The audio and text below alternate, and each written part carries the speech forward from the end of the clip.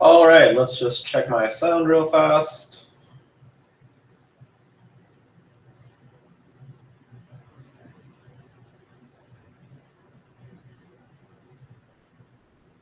How do I sound?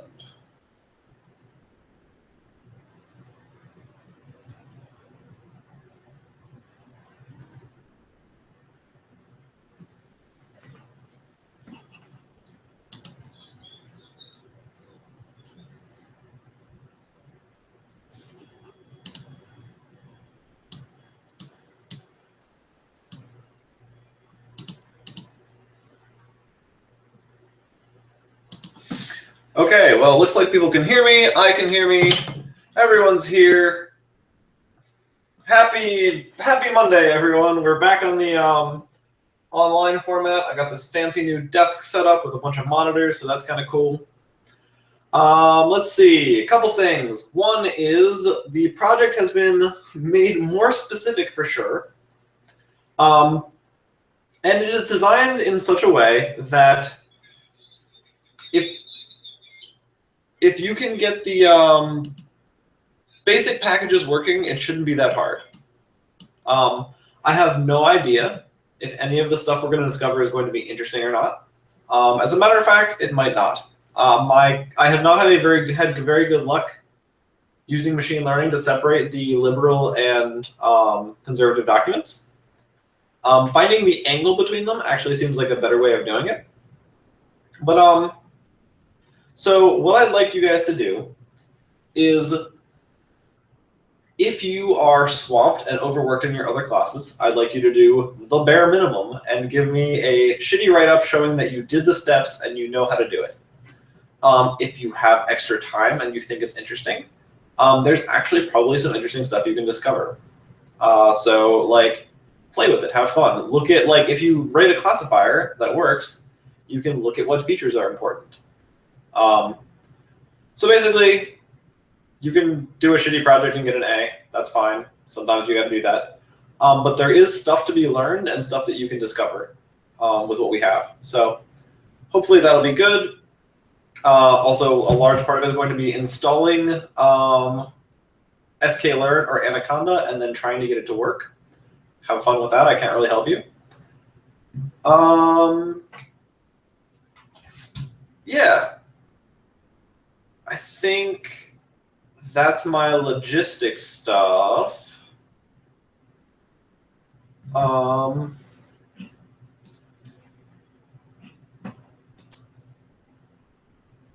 Let's see. Oh, someone mentioned DeepMind and StarCraft. A recent development is that StarCraft is going to be released to the public for use for AI research. So that'll be kind of cool. So if you wanted to write a StarCraft AI, that would be sweet. Have fun with that. Yeah. Anyone have any questions about anything? Thoughts, issues, problems? One of the things I sort of neglected is I forgot that in order to train a good word embedding model, you need thousands of documents. So that's sort of why the project description changed. Basically, Word2Vec requires just jillions of documents. And it kind of makes sense, right? If you're going to understand how vocabulary is used, you need to see it used over and over and over again. No, Zafar, I just sort of folded this one into the others. So this is going to be the last one. It'll be worth more, though, because it's a little bit heftier.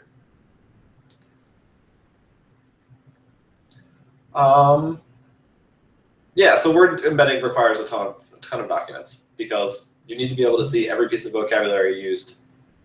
And we do not have that in our little baby corpus. All right. We're going to have a substitute on Wednesday. I actually have to be at a meeting, but I will probably have Neri do it if he's watching this. Hey, Neri, do you want to substitute my class? Yeah, I feel like you guys are pretty swamped at this part of the semester, so do as much, get the bare minimum of the project done, and if you have time, play with it. Otherwise, fuck it. One of the reasons I do like to make you guys use this tools is if you're ever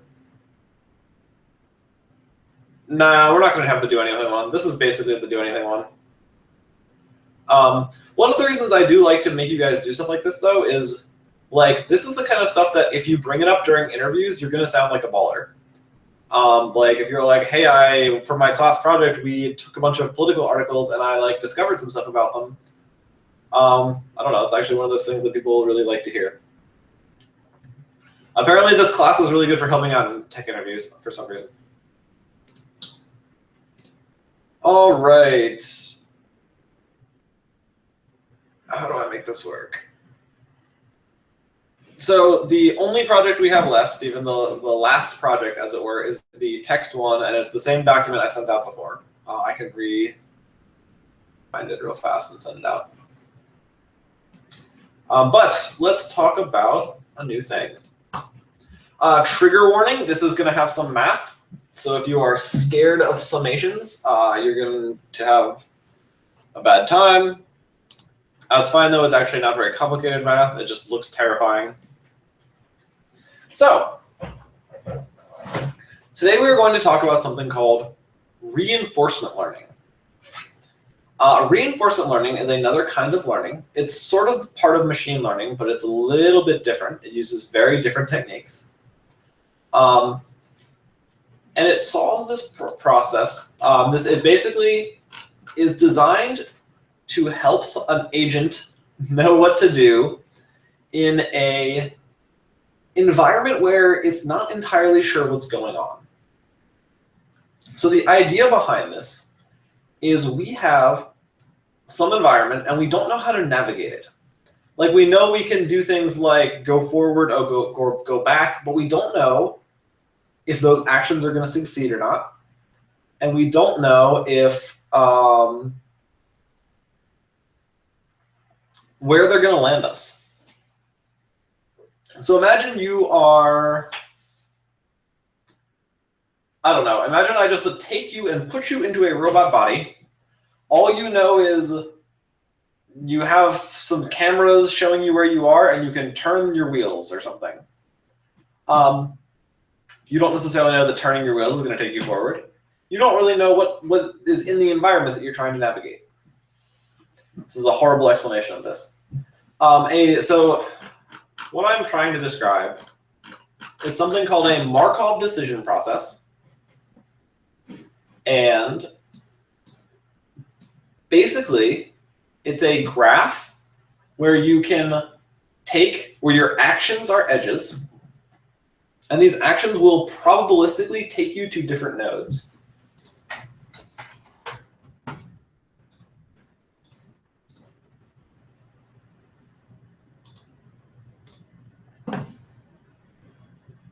So for instance, this is you. You're hanging out at the start. You have two actions. You can go up. You don't really know where these actions will lead until you actually have taken them. We can try this bottom action, and sometimes this bottom action will plop us out here. And sometimes this bottom action will plop us out here.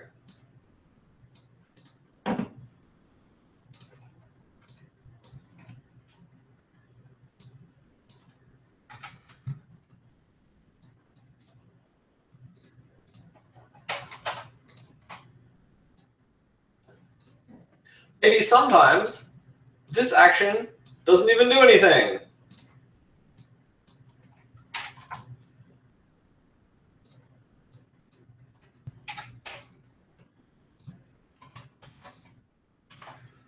We have this world where we just can take some actions. We're like, oh shit, okay, I'm going to take action 1, and it's going to just randomly land us in a new state. We don't really know if it will always land us in that state. We don't really know what that state is or what the meaning of the action is. Markov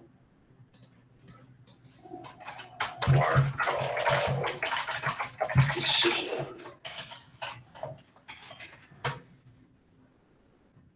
This is called a Markov decision process. This is like sort of a really abstract way of looking at the world, right? Does this sort of make sense to people? So we're in this world, we can do things. Those things will sometimes take us one place, sometimes take us another place.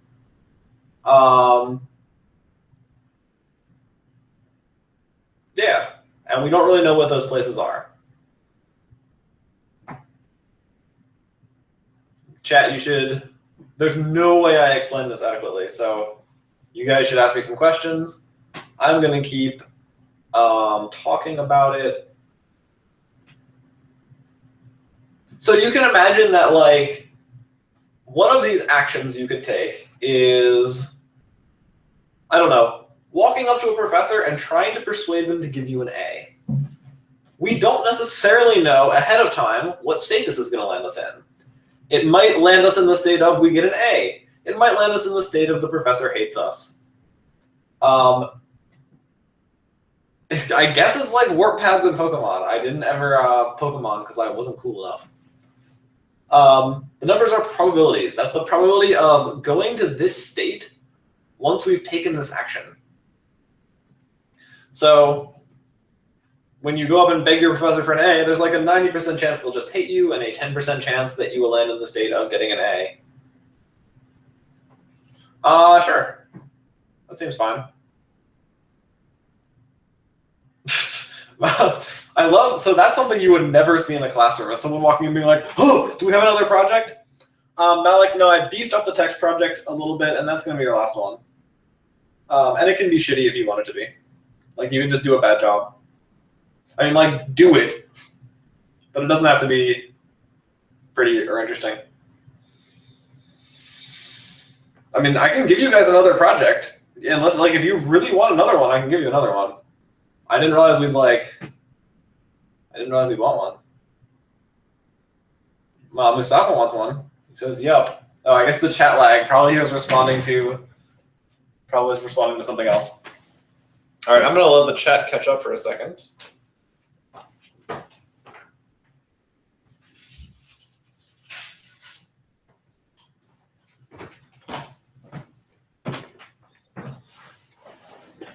Okay. We don't want more projects. Okay. Look, I live to serve.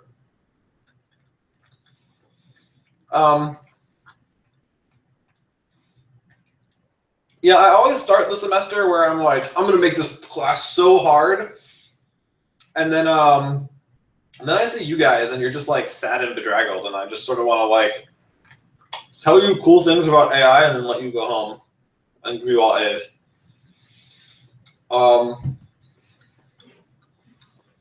Wow. A lot of agreeing going on.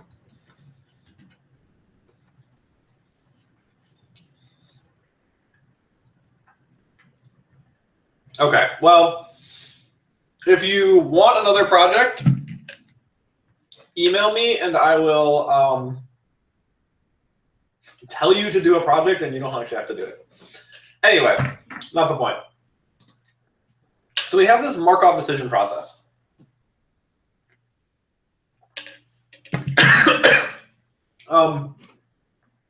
Some state in here is going to be desirable.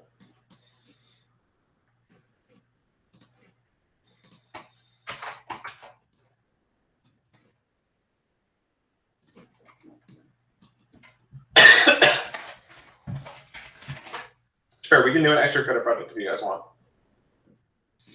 But so like somewhere over here is a state we want to get to. And we want to be able to repeatedly get to the free cookie state from our start state.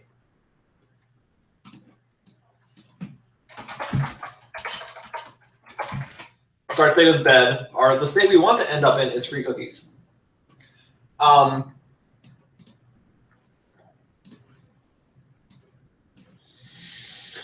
The problem is, it's kind of hard to learn our way around this crazy system because actions don't always go to the same place. Like, imagine one of these nodes has one action that could take you to 10 different places. It's going to be really hard for you to always be able to find a good path to free cookies.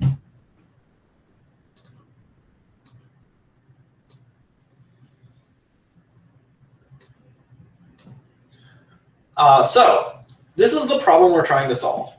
We exist in some environment. Actions will take us in between states, though it is uncertain where we will land based on our actions. We want to find a reward state and spend as much time in it as possible. Like, if we could, we'd like to have free cookies forever. But, you know, obviously the only way out of free cookies is here, and then we want to go, like, complete this triangle as many times as possible. So this is the general problem statement. If we want to look at it in a way that will horrify and confuse you, we have an idea of time.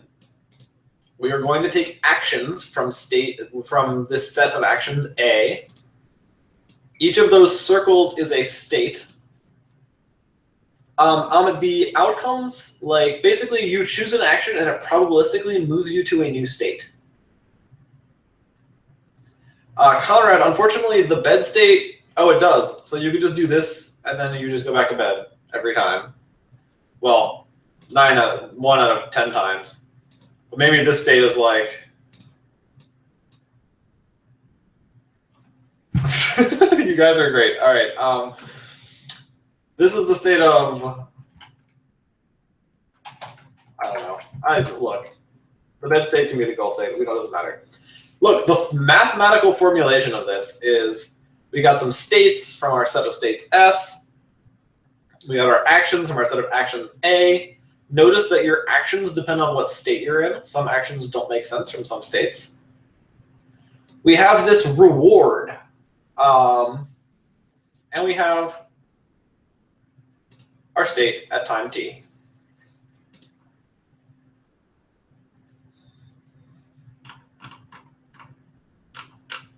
All right, so here's what we would like to learn. We would like to learn the best action to take in every state, or the probability that we should take an action in each state. Sometimes it's good to just vary up what we're going to do. So sometimes maybe it's like, you know, half the time we go here, you know, the other half of the time we go here.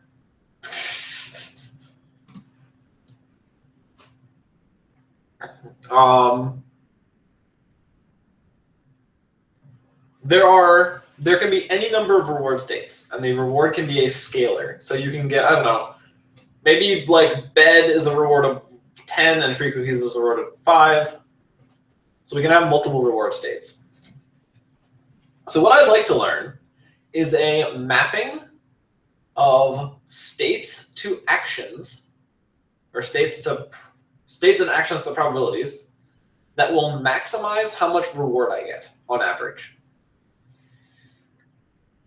It's sort of a search problem with expected value, yeah. Oh my god, my other computer just fucking died. Please install an operating system on your hard disk, says my other computer. Hold on.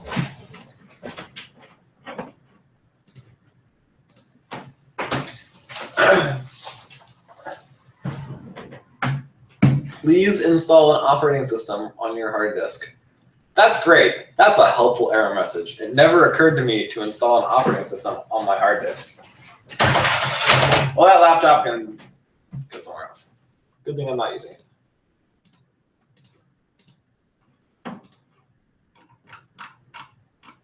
So, okay, a lot of the times when we want to do this, we have to sort of get the level of abstraction right. So sometimes time doesn't even need to be real. It doesn't need to be the same interval every time. Maybe time can be each action. We can have really high or low level actions. So things like accept a job offer can be our high level action, or things like, I don't know, put some voltage into our motors. And the rewards are going to be determined by the environment. Like when I start this thing off, I'm going to say what my rewards are, and they can never change. People, you'll notice, are not like this. One of the greatest tricks I think you can learn is rewiring your own reward system. So I've rewired myself to really like data science, and it's working out great for me.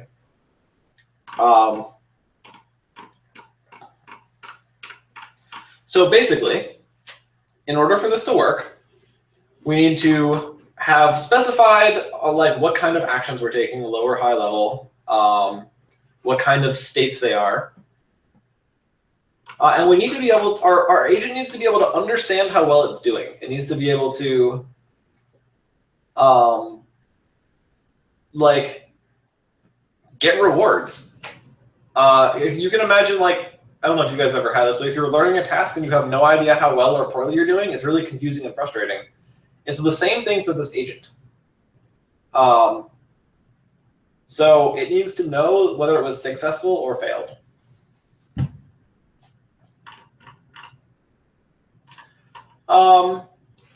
And yeah, we're just going to keep track of our reward as a single number. In humans, there's all sorts of different kinds of rewards, and sometimes we want one, and sometimes we want another. For these robots, it's just like, you know, happy or sad on a scale from 1 to 10. We're actually going to skip a little bit of ahead. So here's an example problem. This little cart is balancing a pole on it, and it can move back and forth. The cart doesn't actually, the agent doesn't know anything about this pole. All it knows is it can move back and forth. The pole angle will change. And at a certain point, when the pole hits the ground, it gets horrendously punished. So this is a perfect example of the Markov process. This is actually not probabilistic, but the agent is not really going to know the rules for it going in. This is why reinforcement learning is really powerful. Like, I could write a program that would do this, but what I actually want is basically the program to write itself. I want it to figure out the best way to balance this stick. Obviously, this is not a good real-world example, but it is a sort of good illustration of a Markov decision process. And then so basically we're going to make it balance this stick over and over again until it gets it right and it stops getting horrendously punished, even though eventually it always will. Another example is this car trying to go back and forth to get to the top of a hill. It doesn't have enough motor to make it over, but it can use the other side. So again, it controls the left and right. It gets a reward based on, well, it gets punished based on how long it takes to get up to the top of the hill. And it's going to learn some policy of how to move its wheels to get to the top of the hill. Yeah, basically, like, most of this is just torturing agents, basically. It's a good thing they are not super empathetic. Okay, so those are some example problems. So let's talk about how to measure reward. It's not really that good to have a system where, I think actually once it gets to the top of the hill, it stops getting negative reward. So imagine I'm stabbing you, and I only stop stabbing you when you're at the top of the hill. And then you're like, yeah, I'm not getting stabbed. And then we restart, and you're at the bottom of the hill again. You really want to stop being stabbed, so you want to get up to there as fast as possible. Robert, where does the probability come in? The answer to that question is, imagine for a second, when you spin your wheels, you don't always necessarily move. So maybe I'm not actually going to stab you until you get to the top of the hill. Like, spinning your wheels does not necessarily always take you uphill. So that's all. That's where the probability comes in. You can try and spin your wheels, and maybe you'll skid, maybe you'll go up. You don't necessarily know. So, okay. One of the things we said is we want our robot to get feedback early and often.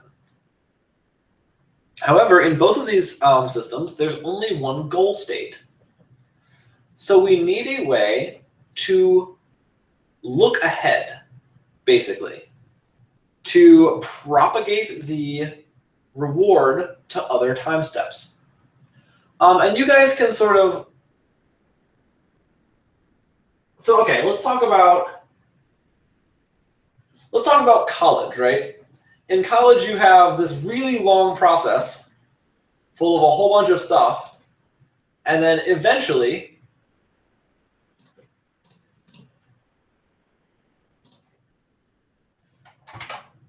this is graduation down here. And this is the reward state.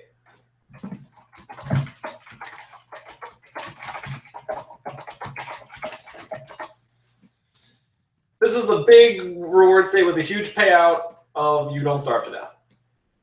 However, if we are bouncing around in college all the time, it's really hard for the agent to know what is good because there's only this one reward state that you get to at the end of the task.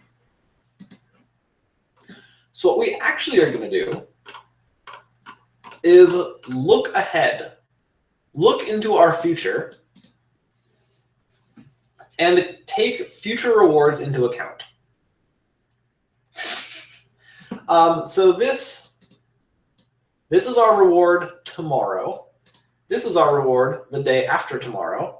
This is our reward the day after that, and so on all the way out to infinity. So this is a way of basically measuring the reward in the future and like discounting it so that more immediate rewards are favored. So what kind of person would you be if your, whatever this funky Greek letter is, gamma, I think? Gamma is 1. What is gamma is 1? What are they like as a person? What would that mean intuitively? Like what kind of, I don't know, what kind of reward structure would that be? If these T's are every day, reward till the end of time. Well, I don't, that actually is pretty cryptic. I think that means, I think you understand it, but it's a weird phrase. But anyone else got anything? A little bit more specific? I don't know why I asked by the time you plan ahead. Okay. So basically, they die because they save their money. So it's actually not a greedy strat. Okay. So when gamma is 1, that means, yes, they think about retirement before they've gotten their first job. It means that all rewards at all times are equally valuable. You will value eating a month from now as much as eating today. Yes, the rewards from future days count equally. Perfect. Gamma is 0 is the exact opposite, right? If your gamma is 0, all you freaking care about is eating, I don't know, eating lots of donuts and having fun right now.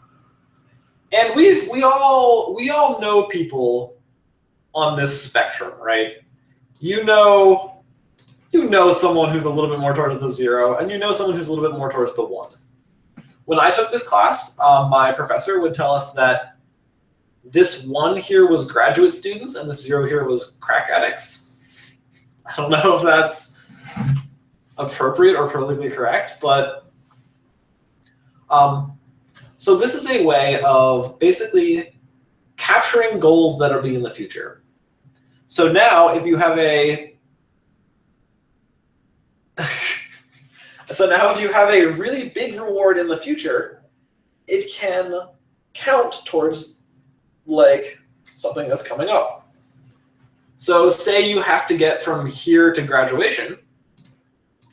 Well, this guy's reward is sort of going to propagate back because it's really big.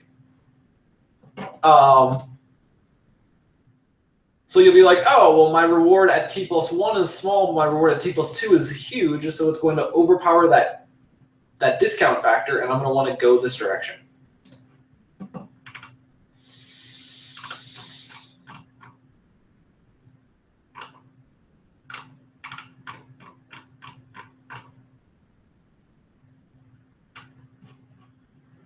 Also, typically, we are going to have it so that the big reward state is the state that...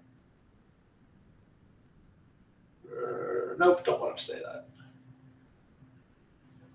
that. Ignore that. Okay, so there's one other important thing, which is this thing called the Markov property, which says that each state completely summarizes the state of the world. And this basically says that you basically can't have two states that are the same, two distinct states that are the same, and all information should be included in one of these states. So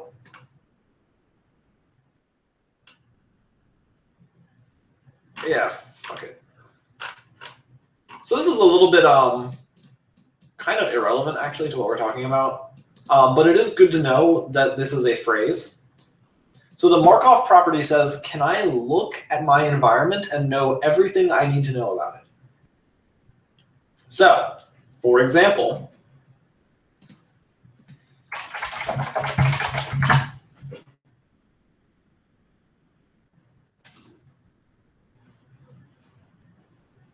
if I am looking at this checkerboard, this is horrible.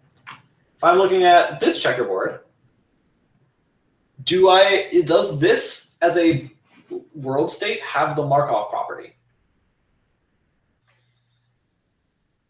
Oh man, that was a question from way back. Yes, our entire universe at a single point in time.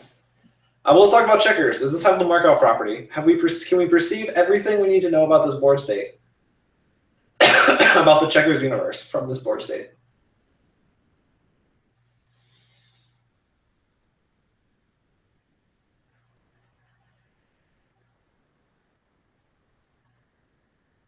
Yep, totally. Sometimes we wouldn't be able to with checkers games because we might not know whose turn it is. Chessboards definitely don't have the Markov property because there is hidden information like whether someone has castled or not. So basically this is saying that we should have all information that is relevant going into a state. So if, okay, here's actually a way better way to explain this. If I go, oh god damn it,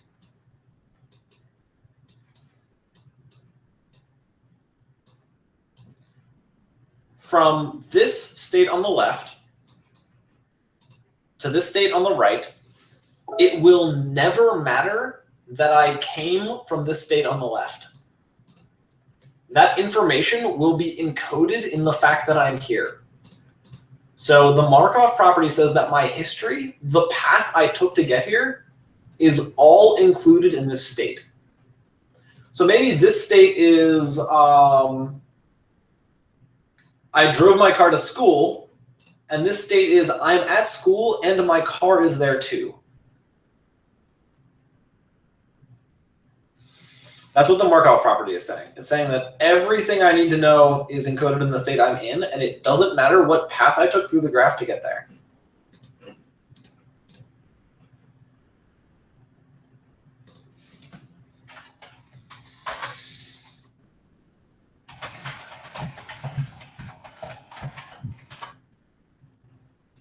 Okay.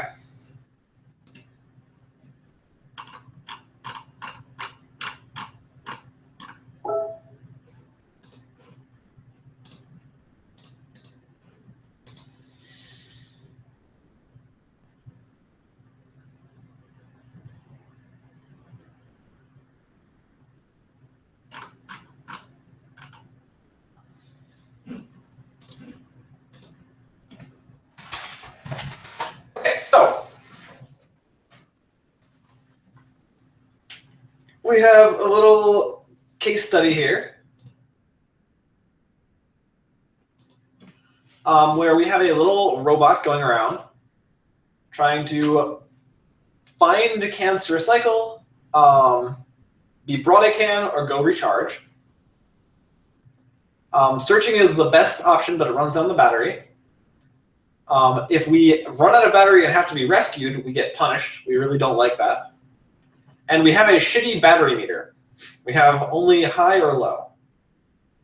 And we want to collect as many cans as possible.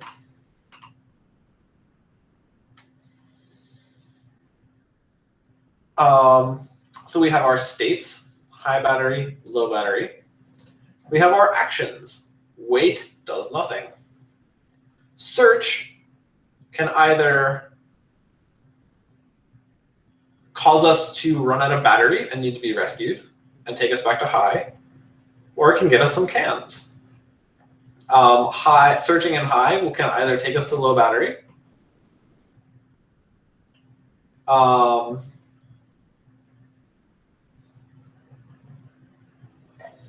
searching can get us cans and leave our battery high. Recharge gives us no cans, but takes up time.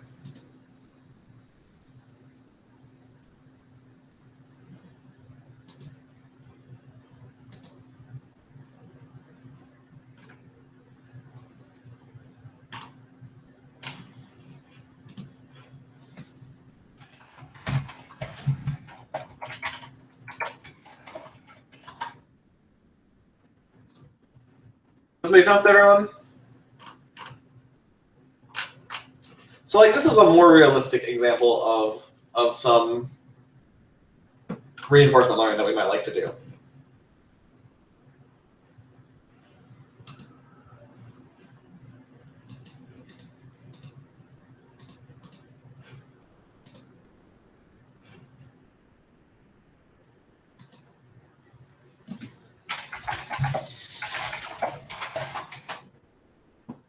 Okay, well, Caitlin says it makes sense. So, yeah.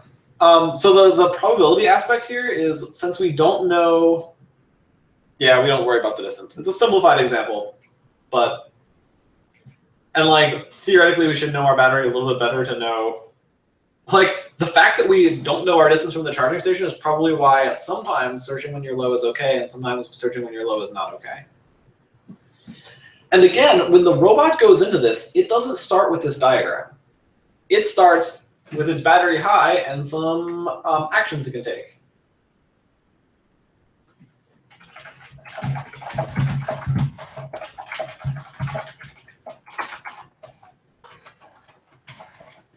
And it's going to basically discover this graph. All right. So here's the plan. We are going to give every state a value. We're going to say how good every single state is. And then we are going to try and go to the states that have the highest value. If a state has a reward, that reward is going to be that state's value. If a state doesn't have a reward, how easy it is to get a reward from that state is going to be its value. So this is going to freak you out, and that's fine. So this is the value of a state given our policy, given how we typically behave. And I want you guys to really think about why we have to take our policy into account. Say for a second, our goal is to, I don't know, have a successful, fun social interaction, but we know that our policy in social interactions or in like at parties tends to be to freak out. And given the fact that we freak out at knowing the fact that we tend to freak out at parties would influence how valuable going to a party would be. So what I'm trying to say is the value of every state depends on how we behave once we're in that state. Hopefully that makes sense. So all this is saying is the value of a state under a policy pi is the expected reward from that state, which is this discounted reward equation. Freak out in a bad way. We have our theoretical human here has social anxiety and doesn't do well at parties. My point is you need to take into account how you're going to act once you're in the state. So say I know the state is right next to a really good reward state, but for some reason my policy says don't take it. Well, then it doesn't really help that it's near this really good reward state.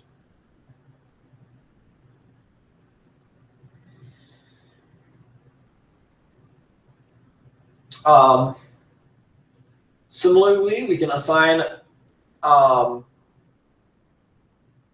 yep, even if the state is good, if it has a high chance of leading to a bad state, especially given what we're going to do, we take that into account. And then we can similarly evaluate actions the exact same way. So the action of taking, the value of taken action A in state S is the expected value of my reward given that state and that action. So basically, what this is saying is a state is as good as all the rewards we think we're going to get from that state times that little discount rate.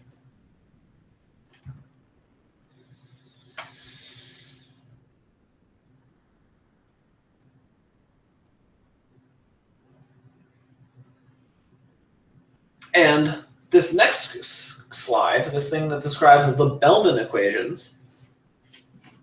By the way, let's just do this real fast. Oh, wow, never mind.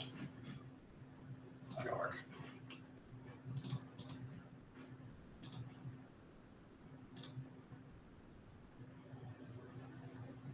Yeah, that's basically what we're about to do, what Wyatt said. The Bellman equation says the reward of my next state is just my reward of my current state times the value of the next state with this discount rate. So it's going to be recursive, right? The value of my state is the reward plus the value of the next state times the discount rate. And if you substitute in another v pi in here, like if you substitute in the next state, you get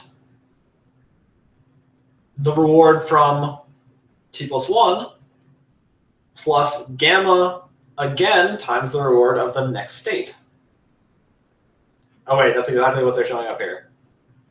Yeah, look, we pulled this gamma out, and then this is the reward of the next state. Aha, it works. Math. How freaked out are we about this math? Are we okay? Are we handling it? It's not as bad as it seems like it would be.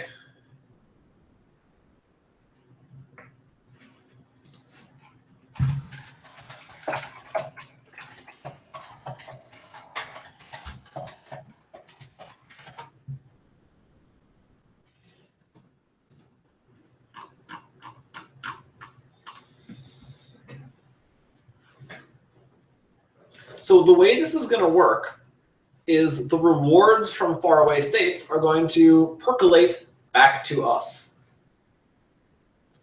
So this crazy-ass equation says that the value of a state is given what actions we're going to take, because remember we can probabilistically take actions. Oh my gosh, this is actually, I forgot how annoying this equation was.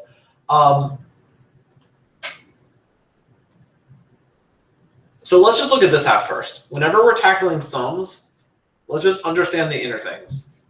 So this is the reward. Where's the Scion distribution? I actually still don't know what a Scion distribution is, to be honest. Look, this equation here is the reward of current state of landing in this current state plus the successor states. This is summed over all possible successor states, and this is summed over all the actions we might take. It's actually pretty easy.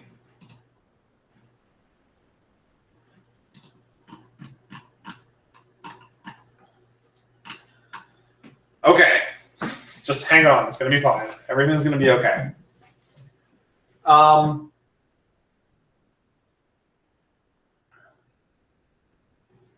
So here's a little grid world.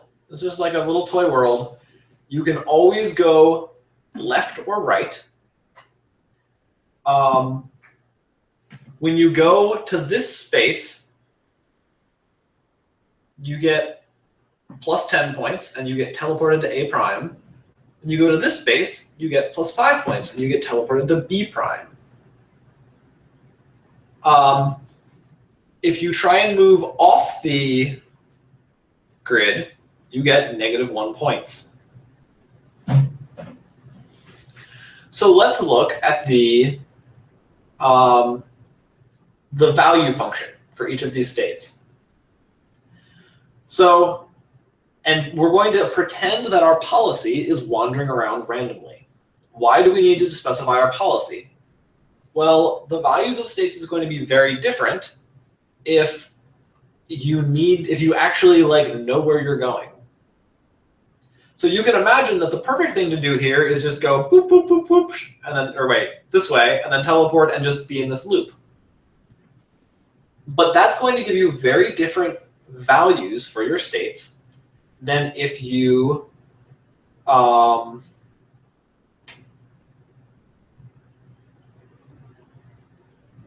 then if you're just wandering around randomly.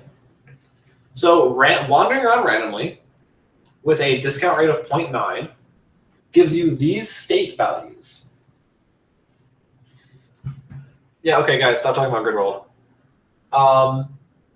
Focus on my amazing mind-blowing revelations we're about to have.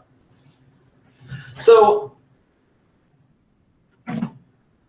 this square is -2 because if we're wandering around randomly, there is a 50-50 chance we're going to bonk into the wall and get -2 points. And we're really far from any of the reward states. So we have an immediate -1 here, an immediate -1 here. All the way up here is a positive, and that's not influencing us at all, because it is at most 1, 2, 3, 4, 5 steps away. And 9 to the 5th is not that small. But apparently not big enough to really influence this. Oh, it's because we would have to randomly wander into the state, and that's hugely unlikely. Up here, notice that the A, the thing that's worth 10 points, is valued at only 8.8 because it takes us into a more dangerous zone for our wandering agent. Because now, well, shit, we're wandering around randomly, and we're going to hit the barriers and get negative points. Does this make sense to you guys? This is actually kind of cool. So the states that give points are actually worth, well, this one's worth slightly less because it's further away from the point it dumps you out, and it dumps you out into a more dangerous zone. B is worth a little bit more than 5 because it's probable that we are going to wander back into B by accident.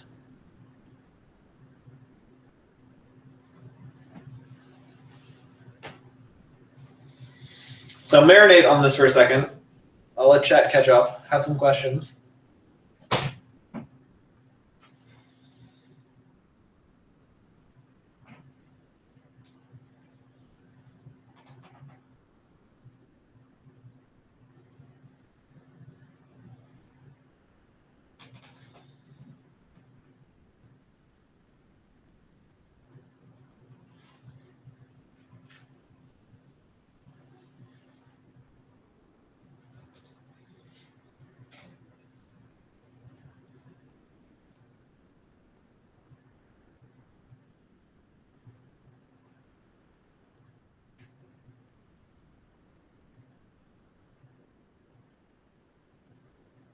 Okay, that's a really good point. So say we learn all these, okay, so first of all, we'll start with Zafar's. Why is A 8.8? So A itself is worth 10 points, right? Going here gives you an immediate reward of 10. However, we also think about our reward immediately after we make our move. So we know we're jumping down here, and all of these spaces are dangerous. They're going to give us negative reward. So once we're here, there is a 25% chance we're going to get a -1 reward.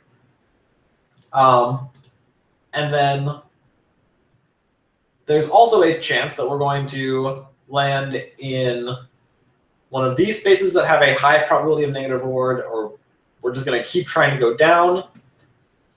So basically, the dangerousness of A prime is what makes A worth less than its actual value.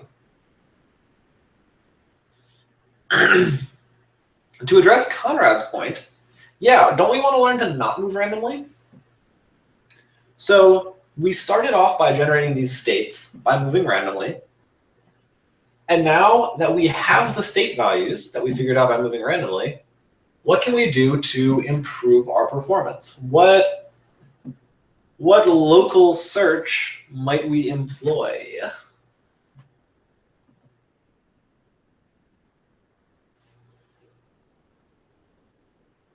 So once we have these state values, what do? What is a new policy instead of random? I'm like waiting for the chat, assuming it's obvious, but still I want to make you guys say it because that's just what teachers do.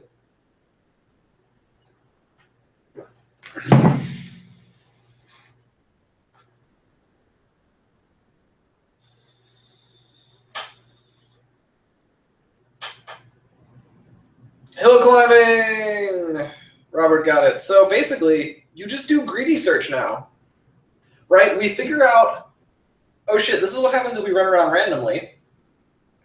Well, now let's just go to the highest valued states.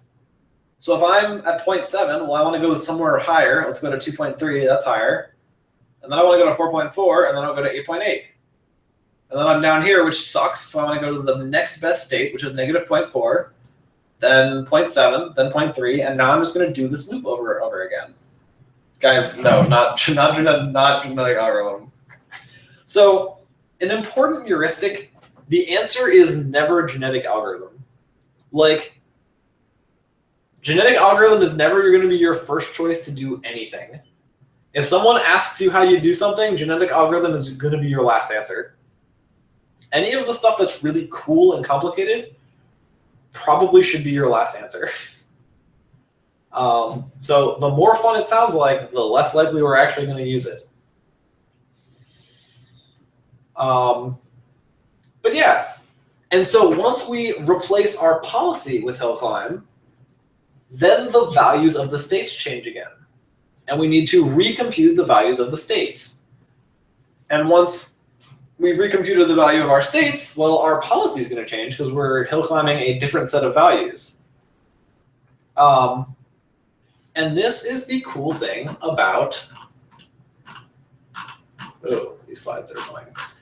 This is basically how, not particle swarm optimization either. This is how this entire system works. We're going to wander around really stupidly, compute the values, and then we're going to make a new policy of hill climbing on these values, and then use that to recompute the values. Then we're going to recompute our policy to hill climb those new values. Then we're going to recompute the values until we reach a stable state. So we're going to go back and forth between policy and values updates until we get a convergence.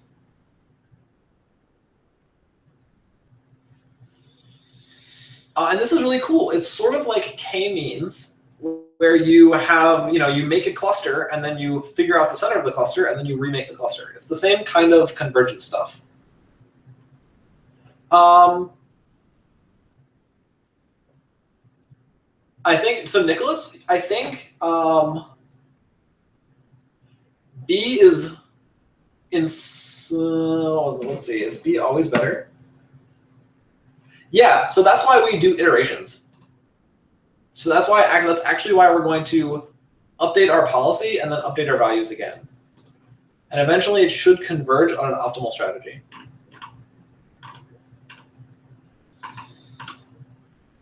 A little bit like simulated annealing. So we want to know the actual value, V star. We want the best policy, pi star.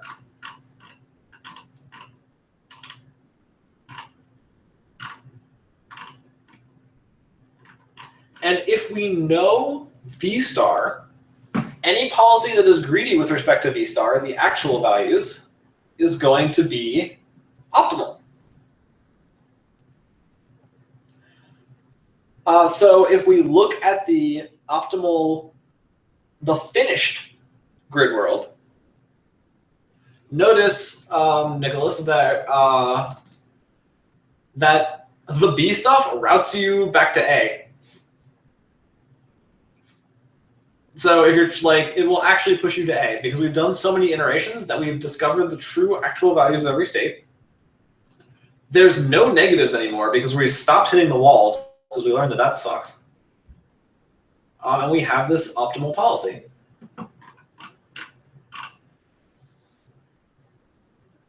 And yeah, you don't even have to do search. You just say, I'm here.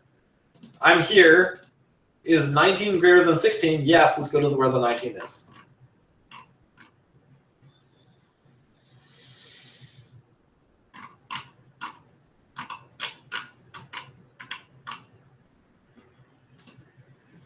So basically, there's a way to do this with like closed form math. Generally, we don't do that because it involves an incredible amount of knowledge and also a shit ton of algebra. A lot of times, we just let the thing go on a Monte Carlo walk, like randomly walk around and then update, and then like update the values, then update the policy, then update the values back and forth.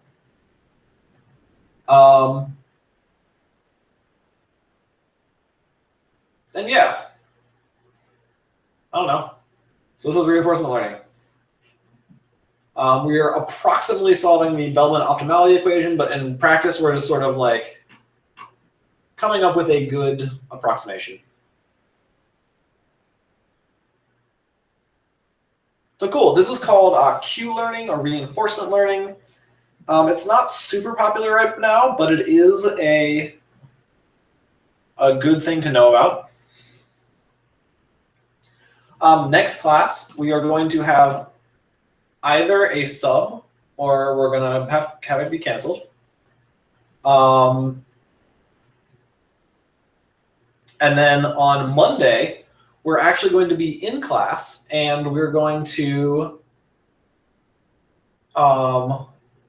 have a coworker of mine who knows a ton about deep learning and has used it for a bunch of stuff, is going to come in and talk to us about deep learning. That's going to be great. He actually knows a lot of cool stuff about it. Okay. I'm going to make the final as easy as I humanly can while making sure you still understand the concepts. So as long as you know what everything is and what it's for, you're going to be okay. So it's going to be things like, hey, you have a nail. What tool would you use to put that into the wall? Not a detailed explanation of how a hammer works, if that makes sense. Because I already messed up the midterm, and I don't know. I kind of want the end of the semester to be chill for this class. Let's say the last project is due, not multiple choice. I'm not that easy. Last project is due on the last day of classes, let's say. Justin, Wednesday is likely to be a sub of some kind. Back of a screwdriver. Yes, thank you guys. You're very clever. So what I'd like for the rest of the semester, honestly, is to either no, I'm not doing a Squire exam because I have dignity. That was mean to Squire. No, that's not fair. I'm not doing a Squire exam because it's just not my style. What I'd like to do for the rest of the semester is have experts in to talk to you about AI in the real world. That, I think, is my new plan. So because I'm sort of out of things that are super interesting, and I'd like you guys to hear from some people who do this for real life in the hopes that you will want to do it as your job. So yeah, cool. Oh, I was gonna show you. Squire is actually like pretty provably Santa. I decided I should probably show you guys another animal.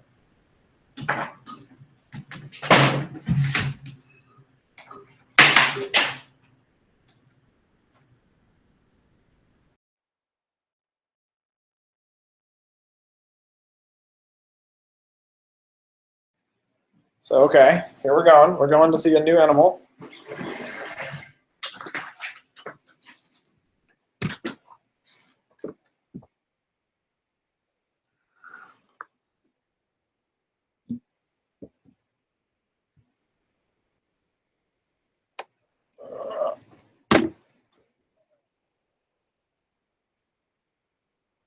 This is a beehive. I can't find them, though. They're not up here. Well, there's some bees. See that little guy? I don't really know how they're doing right now. It's wintertime. I was kind of hoping some bees would come out and sting me in the face. It would be really funny. But yeah, look, this is where bees live. You can see they're like waxy lands. Anyway, that's your animal for the day. Have a good week.